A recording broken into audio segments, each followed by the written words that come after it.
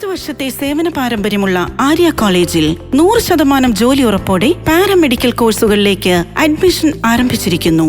PSC അംഗീകൃത കോഴ്സുകളായ GNM, BSc MLT, DPharm, OT and AT, ANM, DMLT, Pharmacy Assistant and Hospital Management തുടങ്ങിയ കോഴ്സുകൾ രാജീവ് ഗാന്ധി യൂണിവേഴ്സിറ്റിയുടെയും Karnataka nursing council and Indian pharmacy കൗൺസിലിന്റെയും അംഗീകാരത്തോടു കൂടിയുള്ള സർട്ടിഫിക്കറ്റ്. എല്ലാ ആധുനിക സൗകര്യങ്ങളുമുള്ള പ്രാക്ടിക്കൽ ലാബുകളോട് കൂടിയുള്ള പഠനം. ഡിപ്ലോമ കോഴ്സിന് കേന്ദ്ര government approval certificate. Arya college, new bus stand, Nilambur. Phone 8907638290 and 04931313035.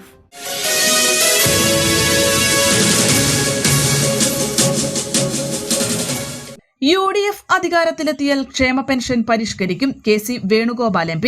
UDF അധികാരത്തിലെത്തിയാൽ ക്ഷേമ പെൻഷൻ കാലോചിതമായി പരിഷ്കരിക്കുമെന്ന് AICC general secretary KC Venugopal MP. Nilambur PVS ഓഡിറ്റോറിയത്തിൽ LDF സർക്കാർ ക്ഷേമ പെൻഷൻ നിഷേധിക്കപ്പെട്ട തൊഴിലാളികളുടെ സംഗമം ഉദ്ഘാടനം ചെയ്ത് സംസാരിക്കുകയായിരുന്നു അദ്ദേഹം. ഇത് അവകാശമാണ്, തൊഴിലാളികളുടെ അവകാശമാണ്. ഇന്ന് ഇത് കൊടുത്തിൽ പറയാൻ ഏറ്റവും യോഗ്യതയുള്ള പാർട്ടിയാണ് ഇന്ത്യൻ നാഷണൽ കോൺഗ്രസും UDFും. കാരണം കേരളത്തിൽ ആദ്യമായിട്ട് പെൻഷൻ കൊണ്ടുവന്ന ആരാ? കേരളത്തിൽ ആദ്യമായിട്ട് പെൻഷൻ കൊണ്ടുവന്ന ആരാ? മഹാനായ ആർ ശങ്കർ കേരളത്തിലെ മുഖ്യമന്ത്രിയായിരുന്നപ്പോഴാണ്.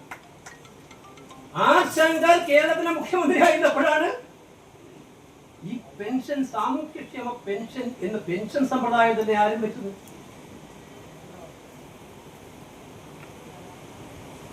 പിന്നീട് ഉമ്മൻചാണ്ടി സർക്കാരിന്റെ കാലത്ത് പെൻഷൻ സാർവത്രികമാക്കാൻ ശ്രമം നടത്തി കൂട്ടിക്കൊണ്ടേയിരുന്നു.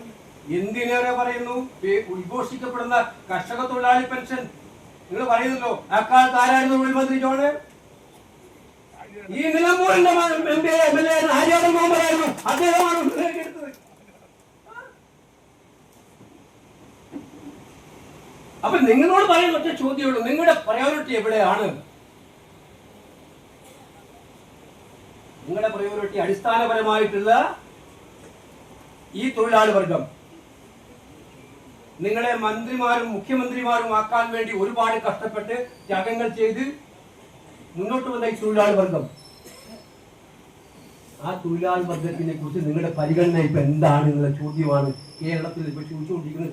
അത് ചർച്ച ചെയ്യപ്പെടാൻ വേണ്ടി തന്നെയാണ് ഞാൻ മുന്നോട്ട് വെച്ചത്. ഞാൻ ഉറച്ചു നിൽക്കുന്നു. അത് വോട്ടെടുപ്പ് കാലത്ത് പാവപ്പെട്ട ജനങ്ങളെ പറ്റിക്കാൻ വേണ്ടി ഉപയോഗിക്കേണ്ട ഒരു മാർഗമല്ല. അവർ നിങ്ങളെ പറ്റിപ്പിൽ കുടുങ്ങില്ല.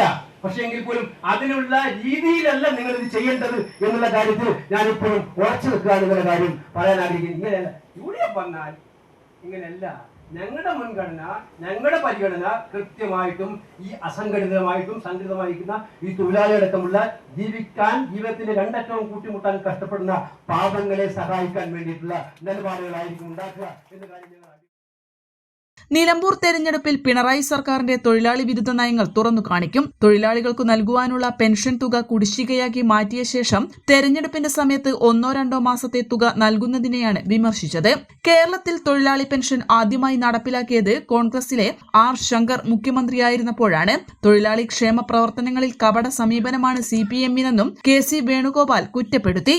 മുസ്ലിം ലീഗ് ദേശീയ organizing secretary ET Muhammad Basheer MP മുഖ്യ പ്രഭാഷണം നടത്തി.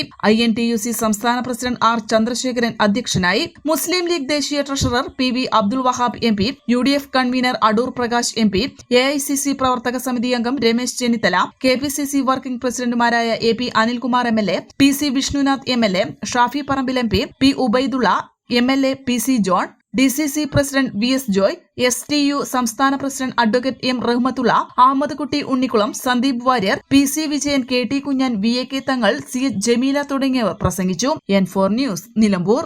AIIMS Academy, opposite Baby Memorial Hospital, CD tower, ground floor, Calicut. Phone 7012096190 and 04953573726.